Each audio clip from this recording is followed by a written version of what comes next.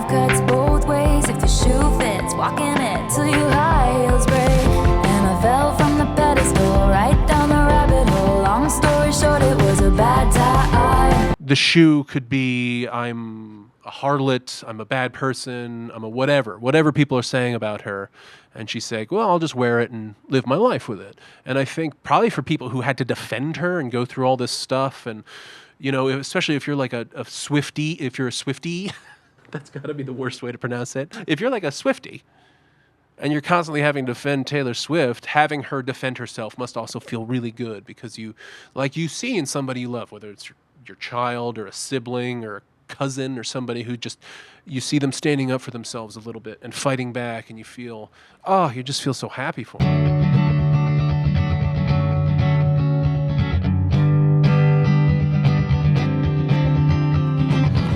Oh, sugar, don't you cry.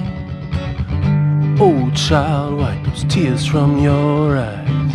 You know I need you to be strong when the day is dark as the night is long, and feel like trash, but you make me feel clean. I'm in the black, can't see or be seen. Baby, baby, baby, light my way. Alright now. Baby, baby, baby, light my way. Hey guys.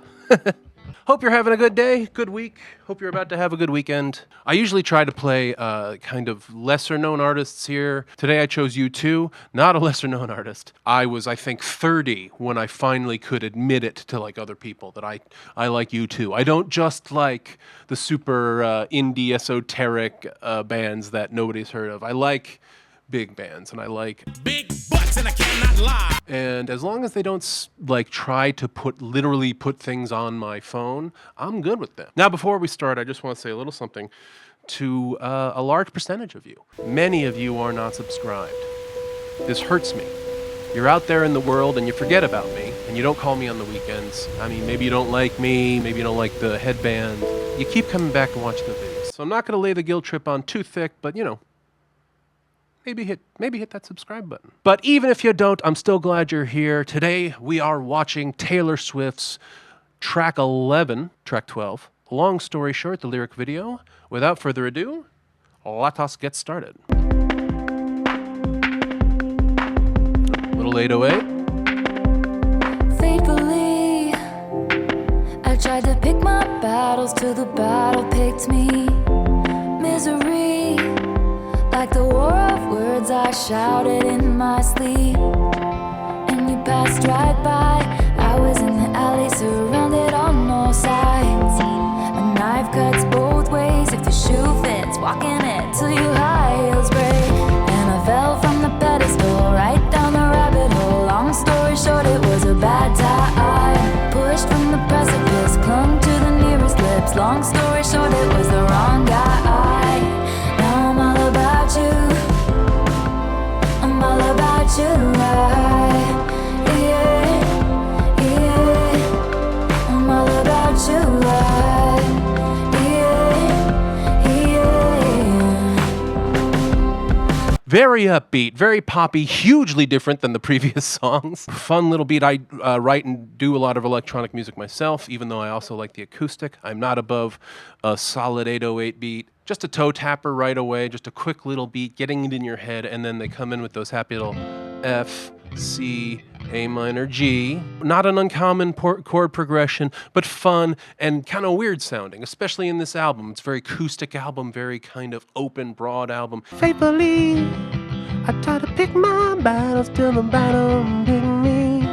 Years ago, in order to prove an ex wrong, I read the entirety of The Art of War by Sun Tzu. Many of the lessons in that very interesting tome. They're very nuanced and subtle. I'm not going to try to discuss it. But they talk about picking your battles and what's a battle and how to pick it. It's kind of like a saying you say. It reminds me a little bit of the Mike Tyson quote, you know, everybody has a plan until you get punched in the face. Misery, like the war of words I shouted in my sleep. Couldn't sleep. I was fighting with myself. I was trying to establish the logic of my behavior, right? Have you ever had an argument with yourself and maybe you have somebody in your head that you're arguing with? If you feel unsure about a decision you've made, if you felt like, oh gosh, I've made a huge mistake, what can I do? You know, and then maybe it's not even somebody that's real, or just they represent a certain kind of demon philosophy that you deal with. And you pass right by, I was in the alley surrounded on all sides. I was in the alley surrounded on all sides, the knife cuts both ways. If the shoe fits, walk in it till your high heels break.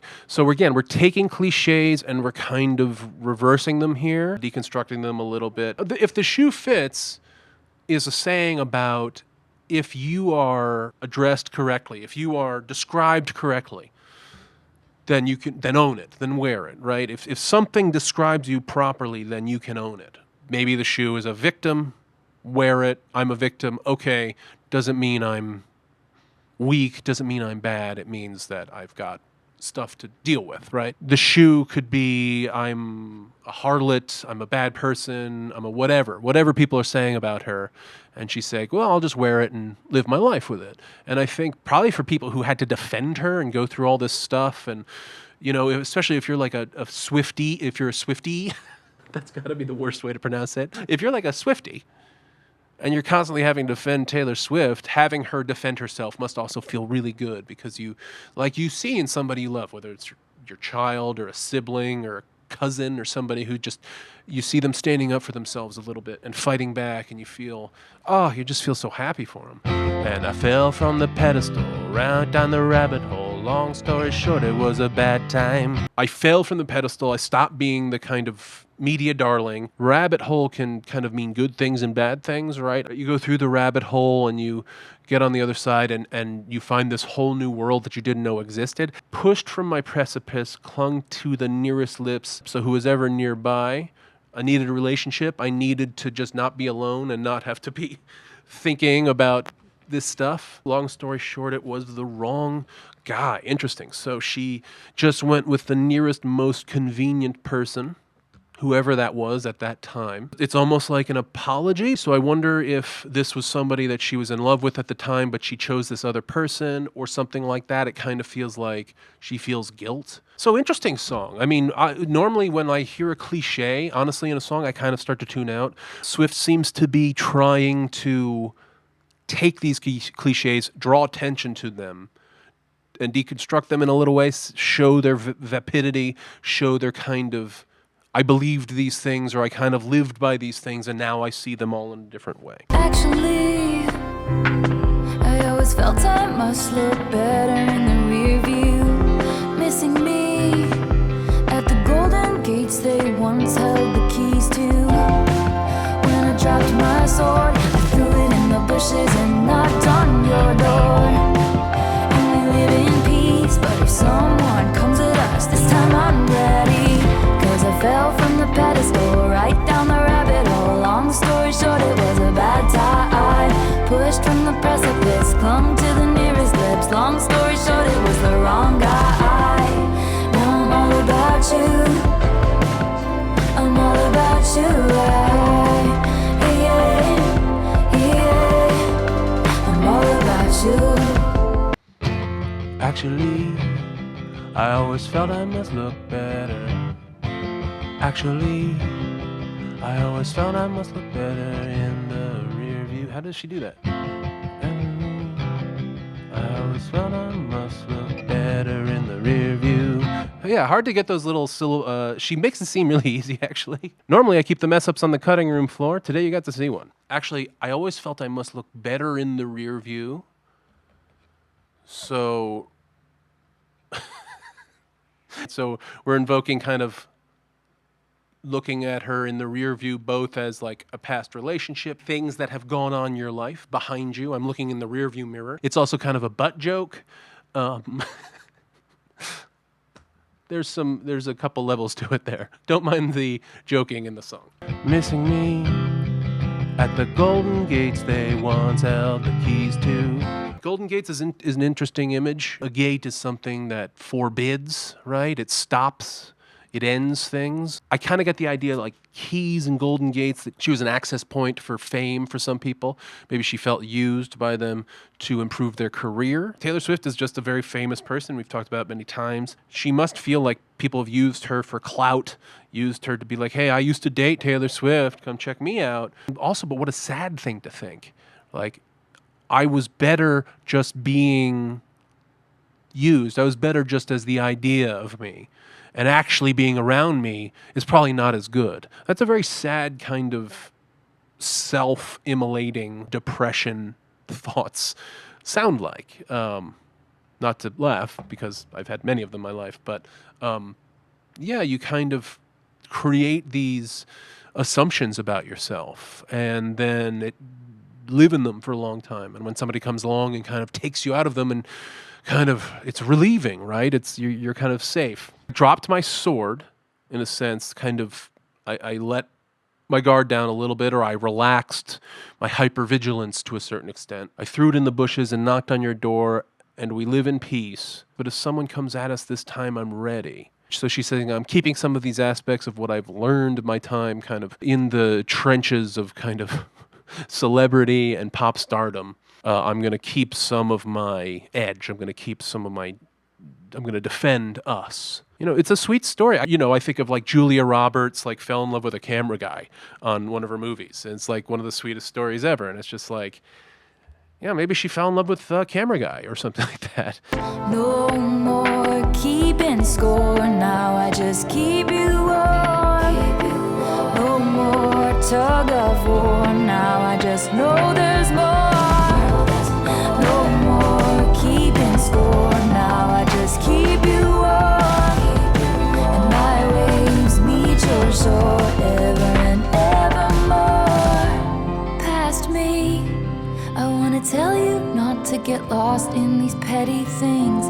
Your nemesis will defeat themselves before you get the chance to swing. And he's passing by, rare as the glimmer of a comet in the sky.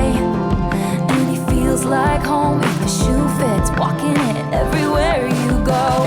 And I fell from the pedestal, right down the rabbit hole. Long story short, it was a bad time. Pushed from the precipice, climbed right back up the cliff. Long story short, I survived. Now I'm all about you. I'm all about you. I'm all about you. I'm all about you. Yeah, yeah. I'm all about you. Yeah, yeah. I'm all about you. Long story short, it was a bad time. Long story short, I survived. Pretty bridge. No more keeping score, now I just keep you on. And it has a very kind of sad feel, and you come back out to that happy F. Da-da-da. Long story short, I survived. Kind of like a baritone guitar or like a bass solo there, kind of a. So this is written by Taylor Swift and Aaron Dessner. I have a live drum kit in there that kicks in during the chorus. Sounds real good against the kind of lo-fi 808 sound, the drum machine sound, right? We still have the classical sound. We have the violin. We have the cello. I think we've had violin in every song on this album. Now I'm thinking, long story short is itself a little saying. But what is it a saying about? It's about truncating, simplifying, shortening something into a saying. So this entire song, which is filled with kind of sayings and cliches, is itself about sayings and cliches. It isn't just resting on them for, lyrical ease. It's about creating this kind of self-reflective, kind of a circular way of writing, but interesting. I'm actually really kind of fascinated by it.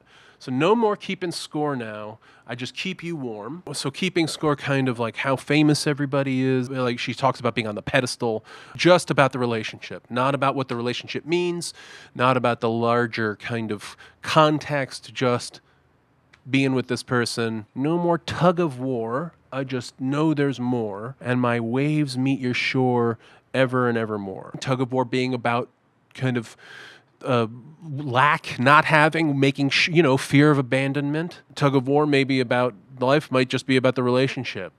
She knows now that there's more.